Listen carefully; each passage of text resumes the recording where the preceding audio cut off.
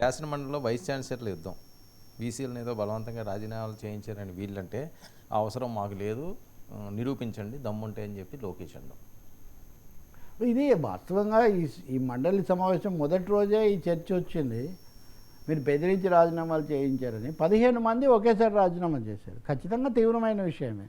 ఇప్పుడు ప్రభుత్వాలు మారినప్పుడంతా రాజకీయ నియామకాలు మారుతాయండి. ఇది చైర్మన్లు, ప్రసాద్ గారి చైర్మన్, అలాగే ఇంకొక దీని రరా చైర్మన్, ఇట్లా రాజీనామాలు చేస్తుంటారు. అది నైతికంగా కొత్త ప్రభుత్వానికి ఇవ్వాలని. వైస్ ఛాన్సలర్ ఉద్యోగం అన్నది రాజకీయమైన నియామకమా? ఇది ఇక్కడ మౌలికమైన ప్రశ్న. వైస్ ఛాన్సలర్ అంటే విద్యారంగ పరంగా ఉండాలి, ఆశ్రిత అస్మదీయులను నియమిస్తారు ఏ ప్రభుత్వం ఉన్నా అనేది నిజమే. అయినప్పటికీ కూడా మొత్తంగా మిగిలిన పదవుల్లాగే కనుక కలిపేస్తే వైస్ ఛాన్సలర్లు విద్యారంగానికి ఉన్న ప్రత్యేకత పోతుంది. జగన్ ఉన్నప్పుడు కూడా ఉదాహరణకు ఆంధ్ర యూనివర్సిటీ వైస్ ఛాన్సలర్ ఆయన పేరు ఇప్పుడు ఆయన మీద వీళ్ళు చాలా తీవ్రంగా అదొక రాజకీయ రణరంగంలాగా ఉండేది. సో దాని మీద తీవ్రమైన చర్చ చేశారు కదా. జగన్ చేసింది చాలా పొరపాటు అది ఇదని. మళ్ళీ వీళ్ళు రాగానే 15 మంది కట్టకట్టుకొని ఎందుకు రాజీనామా చేశారు, ఎందుకు చేయించారు? బొత్స ఒక మాట అన్నాడు, బెదిరించారు అని. లోకేష్ ఆ రోజే తీవ్రంగా మీరు నిరూపిస్తే కనుక నేను దాన్ని నిరూపించానని ఆయన సవాల్ చేశారు. మళ్ళీ ఆ చర్చ ఈరోజు వచ్చినప్పుడు దాదాపు హోరాహోరీ కూర్చోండి, బొత్సాన్ని గౌరవిస్తూనే లోకేష్ ఢీ అంటే ఢీ అన్న తరహాలో మాట్లాడుతున్నాడు. మండలి అంటే it is Botsa versus Lokesh అనేది ఇంకా స్థిరపడిపోయింది. ఆ బాధ్యత ఇందాక మీరు అన్నట్టు పవన్ కళ్యాణ్ లోకేష్కే ఇచ్చాడు. ఒకరోజు ఏదో వచ్చాడు కానీ ఆయన ఏమి అంతగా చేయదలుచుకోలేదు. లోకేష్ అన్నది కూడా ఏంటంటే అందరూ లేఖలు రాశారు రాజీనామా వ్యక్తిగత కొత్త ప్రభుత్వానికి స్వేచ్ఛ ఇవ్వడం కోసమని. కానీ 5గురు మటుకు లేఖ రాశారు భిన్నంగా. మిగిలిన వాళ్ళు వ్యక్తిగత కారణాల వల్ల అని 10 మంది రాశారు. సార్ 10 మందికి ఒకేసారి వ్యక్తిగత కారణాలు వస్తాయి సార్? కామన్ సెన్స్ క్వశ్చన్ కదా ఇది. ఇంకా దీని గురించి మాట్లాడడం కూడా పెద్దగా ఏం లేదు సార్. ఒక వీసీ స్థాయి వాళ్ళని పోనీ బెదిరించారు అనుకుంటే ఎవరో ఒకరు బయట పెడతారు కదా. 15 మంది సైలెంట్ చెప్తున్నారు. సెకండ్ పార్ట్లో 10 మంది విషయమే చెప్పాను, ఇంకా 5గురు విషయం నేను చెప్పలేదు.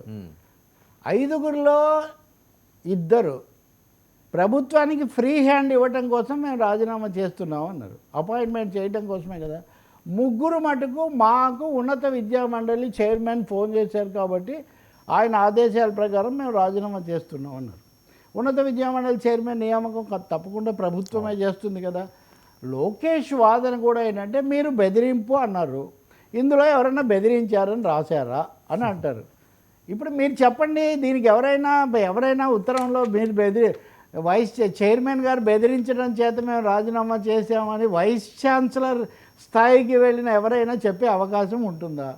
వర్మగారి ఈ విషయం మీరు తప్పకుండా మాట్లాడాలని నేను బయట వచ్చేటప్పుడు మీరు గట్టిగా మాట వరుసగా అనుకోండి. మీరు మీ భాషలో మీరు మాట్లాడతారు కానీ అది చెప్పరు కదా. కాబట్టి నేను ఒక విషయం చెప్తా వర్మ, నా వ్యక్తిగత అనుభవం, తాజా అనుభవం, నేను ఇక్కడ వివరాల్లో పోవడం లేదు. ఒక్క అంశానికి సంబంధించి మటుకు ఒక యూనివర్సిటీ ప్రొఫెసర్ ఒత్తిడి గురయ్యానని చెప్పినటువంటి ఉదంతం నాకు తెలుసు. మళ్ళీ ఎప్పుడైనా సమయం వచ్చినప్పుడు నేను చెప్తాను. కాబట్టి ఒత్తిళ్ళు ఉన్నాయి. అది అయితే జగన్ ఉన్నప్పుడు లేవని కాదు. ఇందాక నేను అన్నట్టు జగన్ ఉన్నప్పుడు ఉన్నాయి, వీళ్ళు ఉన్నప్పుడు ఉన్నాయి.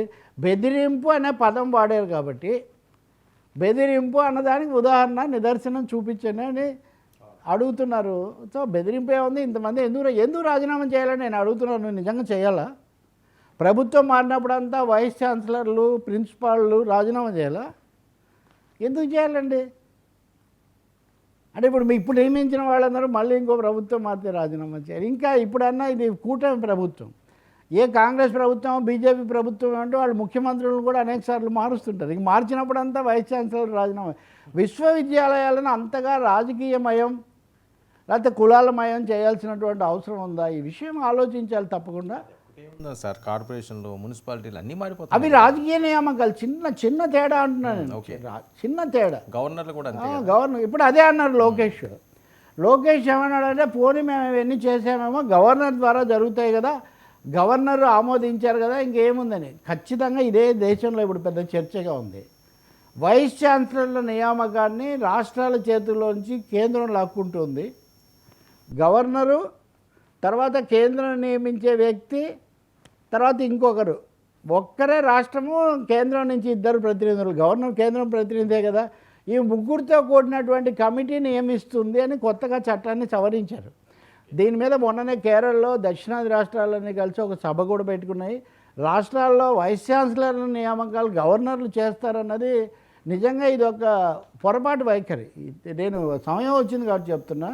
ఎన్టీ రామారావు గారు ముఖ్యమంత్రిగా ఉండగా వైస్ ఛాన్సలర్గా గవర్నర్ను తీసేసి రామారావు గారు ఛాన్సలర్గా ఆరోగ్య విశ్వవిద్యాలయాన్ని ఏర్పాటు చేశారు. ఎందుకంటే రాష్ట్రాల హక్కులు కాపాడాలని. మరి గవర్నర్ల అధికారం అనే దాన్ని ఎన్డీఏ ప్రభుత్వం కాబట్టి సమర్థిస్తున్నారేమో లేదో నాకు తెలియదు, కానీ తప్పకుండా వైస్ ఛాన్సలర్లు ముందుకు వచ్చి మాట్లాడవచ్చు కదండి. వాళ్ళు విద్యాధికులు, అన్నీ చెప్పగలిగిన వాళ్ళు, చెప్పాల్సిన వాళ్ళు. ఈ వివాదం ఎలా పోతుందో మనం చూద్దాం. బహుశా ముగిసిందనే అనుకుంటున్నాం. ఎందుకంటే బొత్స ఏం చూపించలేరు కదా, బెదిరింపులు అన్న మాట దాంట్లో లేఖ రాశారంటే అంతే కదా అని ఆయన అంటున్నాడు. సరే ఇది కాదే ఇంకోటి, ఇప్పుడు ఈరోజు లోకేష్ ఇంకోటి కూడా అన్నాడు. ఇది అనంత్ బాబు ఎమ్మెల్సీ శవాలను పార్సల్ చేశారన్న విషయం. కానీ ఇంకొకటి అమర్నాథ్ గౌడ్ అని ఒక అబ్బాయి వాళ్ళ అక్కన చాలా ఘోరమైన ఉదంతం. అలాంటి వాటిని కూడా వీళ్ళు తీవ్రంగా తీసుకోకపోవడం, బాధపడకపోవడం నిజంగా చాలా బాధ కలిగిస్తుంది. అలాంటి వాటి మీద మీరు చర్చకు సిద్ధంగా ఉన్నారని కూడా ఆయన సవాళ్ళు చేశాడు. సో కౌన్సిల్, శాసన మండలి మంటలకు అది నిలయంగా మారుతుంది. ఈరోజు అయితే కనుక చైర్మన్ మోషన్ రాజు కూడా ఆయన కూడా ఆగ్రహించారు. మీరే వాయిదా తీర్మానం ఇస్తారు, మీరే నినాదాలు ఇస్తారు, మీరే చేస్తారని. నిన్న దాన్ని అసలు ప్రసారాలే నిలిపేశారు అన్న అలజడి కూడా నడిచింది కాసేపు. కాబట్టి ఆ పరంపరలో భాగమే అనుకోవాలి. ఇందులో ఎవరిని బెదిరిస్తున్నారు మనం చెప్పలేం, కానీ ఒకరినొకరు ఒత్తిడికి గురి చేసుకుంటున్నారు. ఇప్పుడు రంగస్థలం, రాజకీయ రంగస్థలంగా కౌన్సిల్ మారింది. చంద్రబాబు కూడా చిన్నబాబును అక్కడ నియోగిస్తున్నాడు. ఇది రాష్ట్ర రాజకీయాల్లో భవిష్యత్ పరిణామాలకు సంకేతంగా మీరు భావించవచ్చు.